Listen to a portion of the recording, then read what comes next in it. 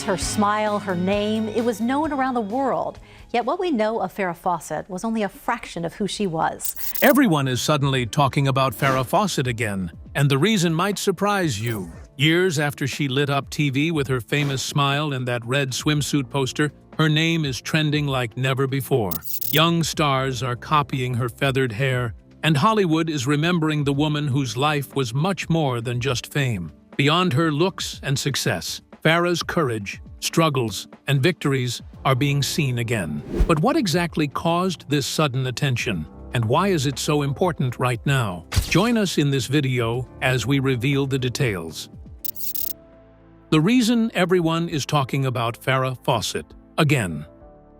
Farrah Fawcett became famous for a smile, a hairstyle, and an image that seemed to belong to everyone. Her face was everywhere. Her hair was copied in salons. Her poster hung on walls across the country. To the public, she looked like a dream that had stepped out of a magazine. But that image only showed a small piece of who she really was. Behind the glow and the fame was a woman shaped by discipline, pressure, and a deep need to be more than what people expected. She was born Mary Farrah Lenny Fawcett on February 2, 1947, in Corpus Christi, Texas. She grew up in a small, conservative home. Her mother stayed at home and focused on family life. Her father worked long, demanding jobs as an oil field contractor. Money was never easy. The family lived carefully and learned early how to survive without excess. Faith and routine were part of daily life. She attended Catholic school, where rules mattered and structure shaped behavior. This strict environment helped build her sense of order,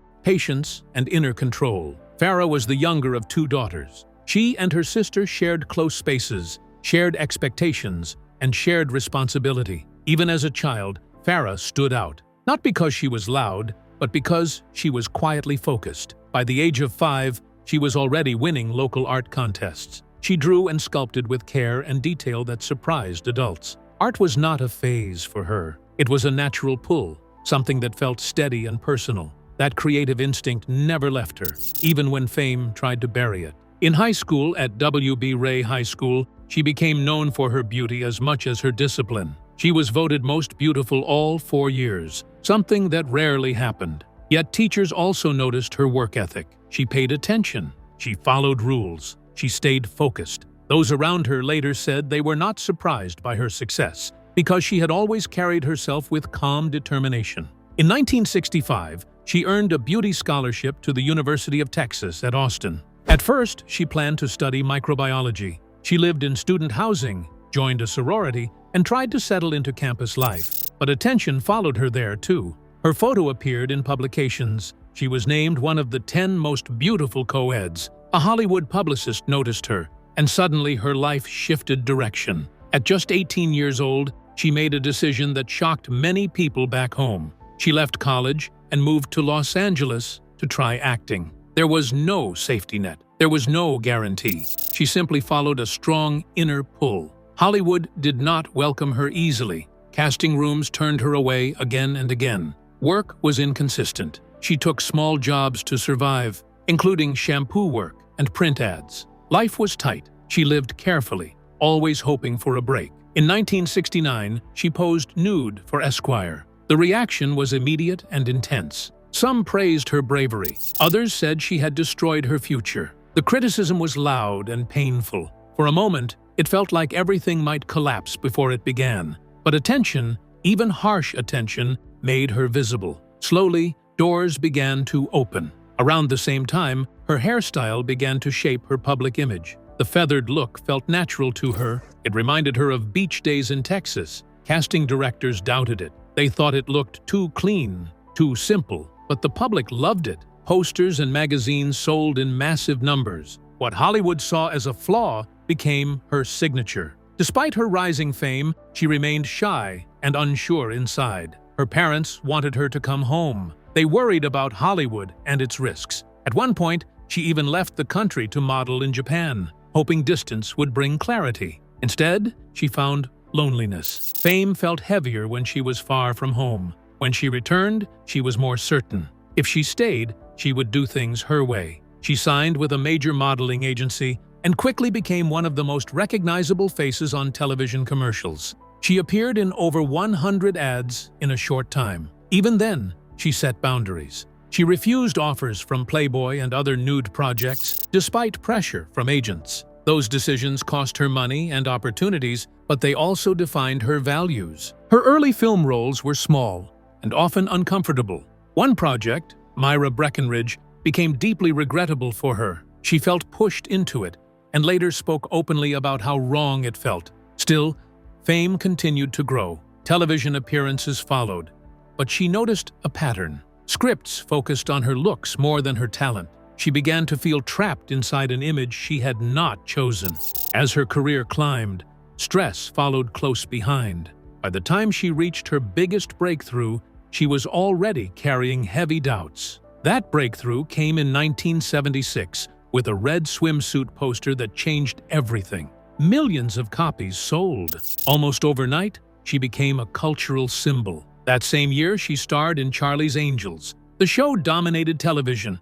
Her face became global. Yet behind the scenes, she was exhausted, underpaid, and frustrated. The shine was real, but so was the cost. Recently, Farrah Fawcett is being talked about again because her artwork has resurfaced in a major way, with her sculptures selling for hundreds of thousands of dollars at auction. While renewed discussions about how Hollywood treated her are bringing fresh attention to her life, legacy, and the battles she fought behind the scenes. When the spotlight grew brighter and the image became bigger than the woman behind it, how long could Farrah Fawcett keep playing the role the world chose for her before she finally fought back and changed her story? Let's find out. Breaking the image and finding her own voice. As her fame reached its peak, Farrah Fawcett began to feel the weight of expectations closing in around her. On Charlie's Angels, the hours were long, the pressure was constant, and her creative voice felt ignored. She was paid far less than the image she carried suggested. Scripts focused more on appearance than substance. She wanted more depth, more intelligence, more respect. It all started that way, and I called my parents. They gave me $150 a month, which is what they gave me at school. No credit card. They took away my credit card. Because she wanted control over her work and her image. The response was harsh. Lawsuits followed. Threats of blacklisting spread. She eventually returned for limited appearances, but the damage was done. Hollywood did not forgive easily. Still, her stand mattered. It exposed how even the biggest stars could be used and undervalued. Her film career after that was difficult.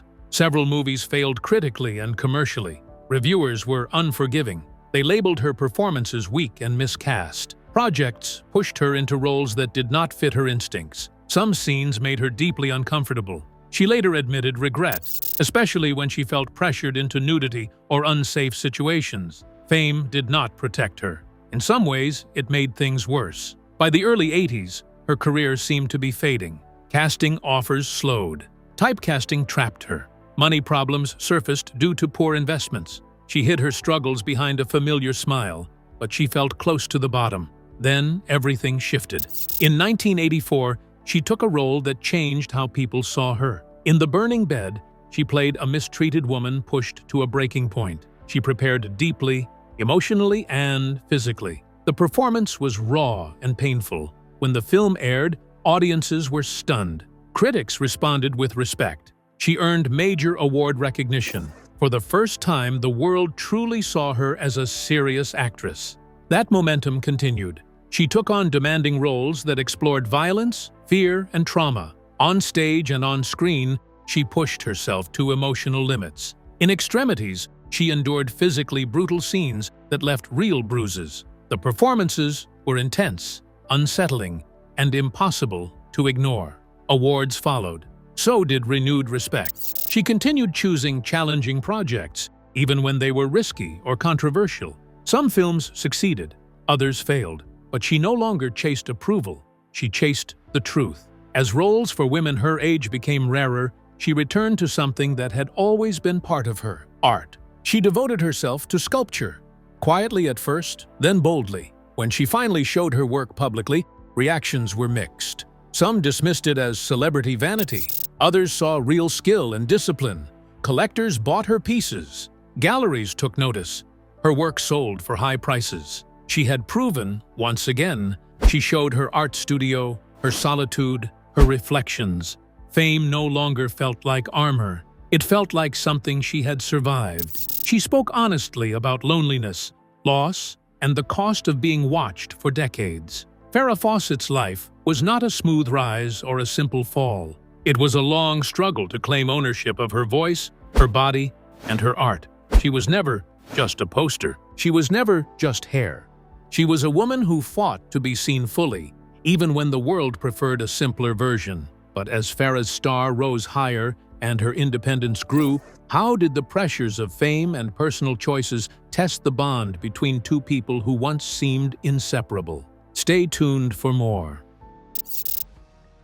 Silent Heartbreak, the untold story of love and loss. Lee Majors and Farrah Fawcett were once seen as the perfect Hollywood couple. To the public, they represented beauty, success, and happiness during a golden era of television.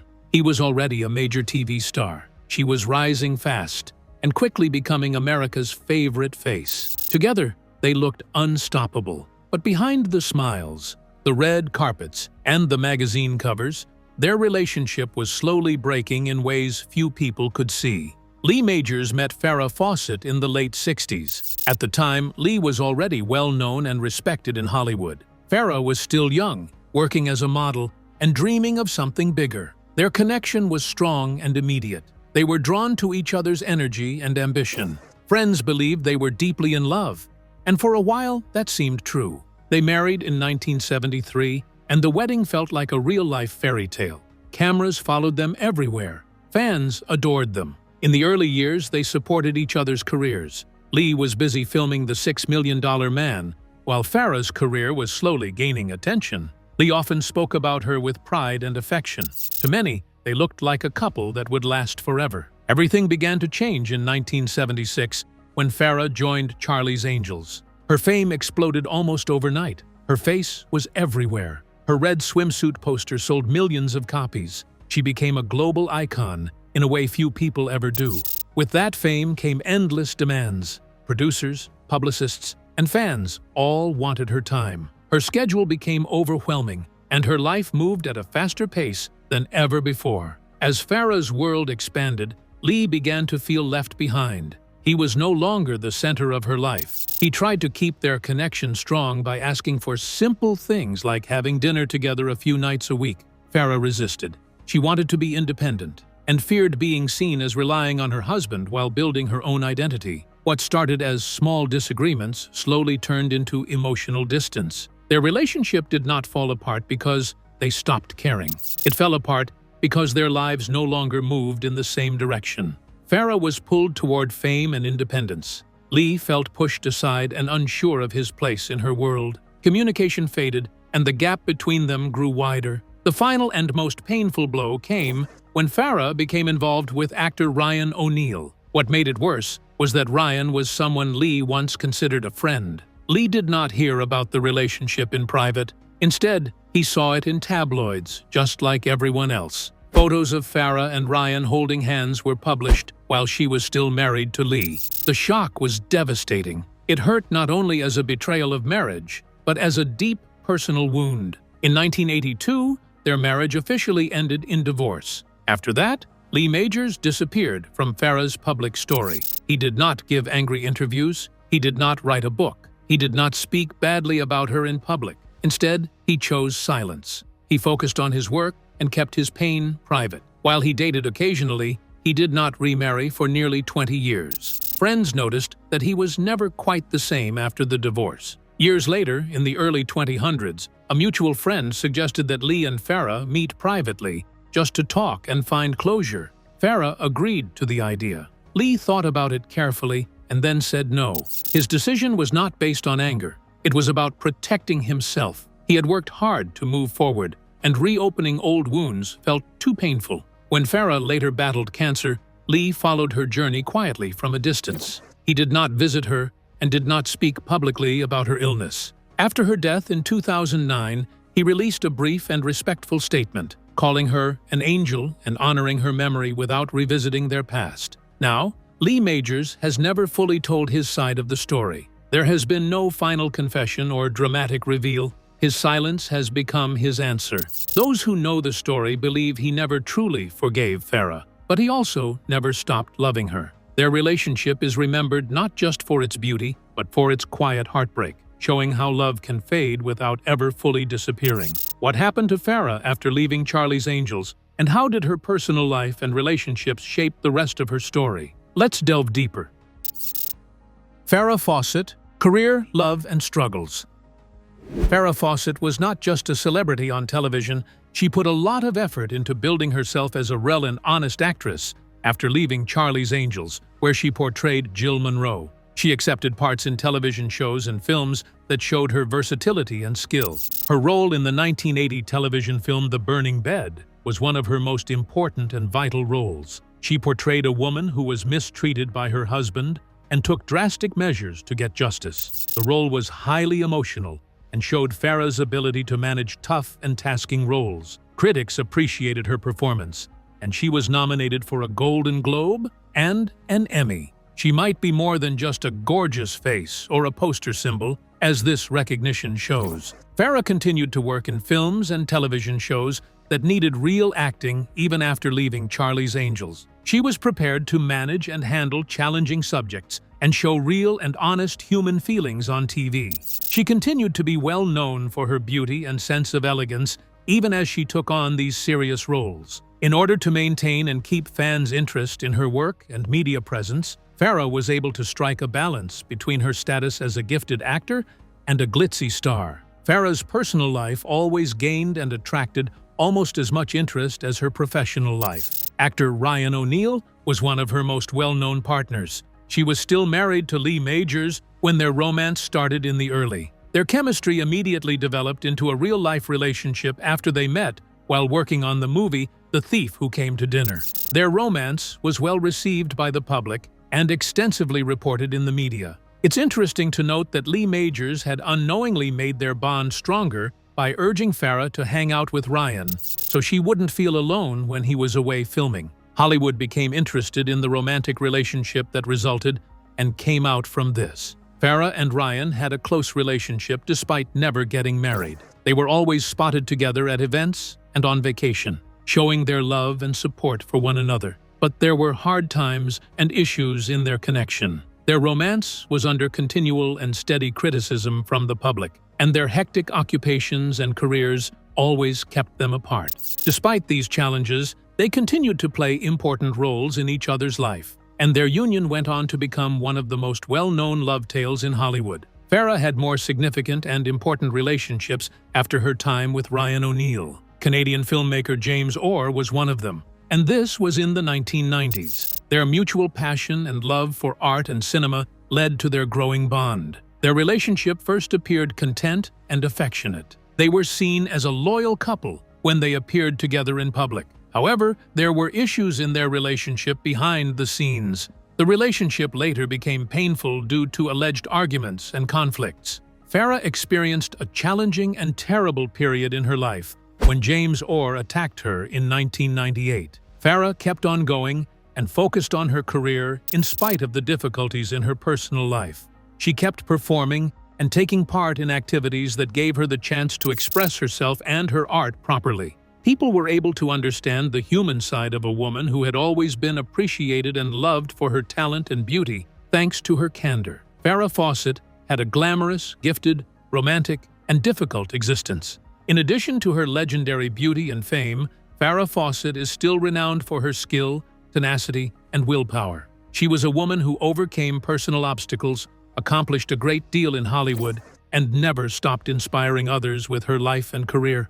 Her story is one of a person who managed to strike a balance between the demands of celebrity and honest human feelings, leaving a legacy that admirers all around the world can still relate to. How did Farrah Fawcett handle the fame, the scrutiny, and the pressures of Charlie's Angels, and who truly understood the woman behind the icon? Let's learn more. Jacqueline Smith's perspective on Farrah Fawcett's struggles and strength. Farrah Fawcett became one of the most famous faces in America when she starred in Charlie's Angels in 1976. Fans saw her as a confident and radiant star, but behind the scenes, Farrah faced pressures that few could understand. Her co-star and friend, Jaclyn Smith, observed how difficult the early days of the show could be and witnessed the hidden struggles that came with sudden fame. Jaclyn noticed that Farrah often seemed overwhelmed. While some people thought she was being difficult, Jaclyn realized that her behavior came from stress rather than ego. Farrah sometimes arrived on set quiet or distracted. She avoided physical contact during hair and makeup and would appear lost in thought between takes. Jaclyn saw that Farrah was not trying to be uncooperative. She was trying to cope with the intense demands of the show and the public attention that came with being its breakout star. Farrah confided in Jaclyn about how fame had taken away her privacy and peace, leaving her feeling like a product rather than a person. The pressure of the show, combined with studio restrictions, made it hard for Farrah to maintain her independence. She could not cut her hair, accept certain roles, or speak freely in interviews without permission. Jaclyn understood that this control, though not always visible to the public, was emotionally exhausting. Farrah sometimes asked for breaks, skipped promotional events, or walked away in tears, actions that were misinterpreted as diva behavior. Jaclyn recognized that these were moments of self-preservation, a way for Farrah to survive under the intense scrutiny and long working hours that defined the first season. When Farrah decided to leave Charlie's Angels after only one season, it shocked many people. The show was a hit, and she was at the peak of her fame. Some fans and colleagues saw her departure as a betrayal, but Jaclyn understood it as a necessary step for Farrah to protect herself. Jaclyn observed how this decision shifted the dynamics on set. Cheryl Ladd joined the cast to replace Farrah, and while the show continued successfully, the absence of Farrah created a subtle void. Jaclyn felt the change, but never judged her friend. She recognized that Farrah's choice came from a need to preserve her identity and well-being. Throughout the challenges, Jaclyn provided quiet support. She offered rides, brought coffee, and spent time with Farrah in private moments when the star needed rest or someone to talk to. Farrah shared her fears, frustrations, and feelings of being overwhelmed with Jaclyn, trusting her in ways she did not trust the public or the media. These private moments showed Farrah's vulnerability and Jaclyn's loyalty. Jaclyn was able to see the woman behind the public image, a star struggling to balance her career, personal life, and the pressures of fame. Their friendship endured beyond the show. Even when life separated them for months or years, the bond between Jaclyn and Farrah remained strong. Jaclyn was present during Farrah's final years, providing comfort without seeking attention or recognition. Their time together was about companionship, laughter, and shared memories, rather than fame or headlines. Jaclyn's care emphasized the importance of being there for someone in moments that truly matter. Jaclyn Smith's reflections reveal the human side of Farrah Fawcett's story. Farrah was not just a poster, a hairstyle, or a celebrity. She was a woman who felt deeply, struggled privately, and faced enormous pressures. Jaclyn's observation shows how Farrah's challenges affected the show, the cast dynamics, and her personal life. Jaclyn's support allowed Farrah to navigate these difficulties while maintaining her dignity and strength. Even in times of misunderstanding, gossip, or public criticism, Jaclyn saw the truth of who Farrah was. She recognized her bravery, resilience, and the effort it took to show up every day, despite the pressures and scrutiny. Their friendship reflected a bond built on empathy, trust, and care, offering Farrah a sense of stability in a world that often demanded perfection. In the end, Jaclyn Smith's perspective provides a rare and honest view of Farrah Fawcett. It highlights the personal costs of fame, the challenges of working on a hit show, and the value of friendship that goes beyond public recognition. Farrah's struggles and triumphs were real, and Jaclyn's support helped her face them with strength and dignity. Through Jaclyn's eyes, we see the full story of a woman who was more than an icon. She was a human being, a friend, and someone worthy of being truly understood. Behind the glamour and fame, how did Farrah Fawcett face the toughest battle of her life? Her fight against cancer. Keep watching to find out. Farrah Fawcett's final battle with cancer.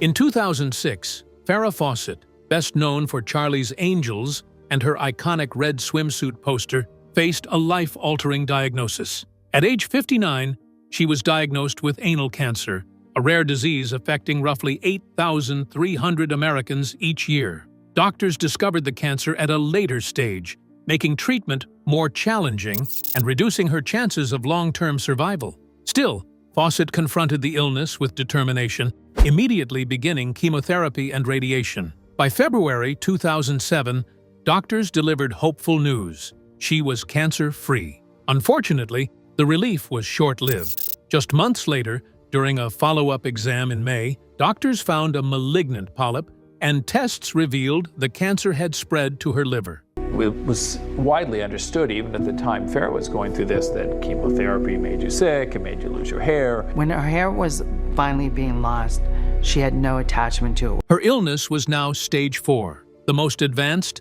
and dangerous stage. Seeking additional options, Fawcett traveled to Frankfurt, Germany, where she underwent experimental treatments under Professor Thomas Vogel and Dr. Ursula Jacob. These included chemoablation, laser ablation, and high-dose vitamin therapies intended to target tumors directly and strengthen the immune system. While unconventional, the treatments aimed to slow the disease and ease her pain. One of the most difficult decisions Fawcett made involved surgery. Doctors recommended a radical procedure that would remove her anus and rectum, requiring a permanent colostomy bag.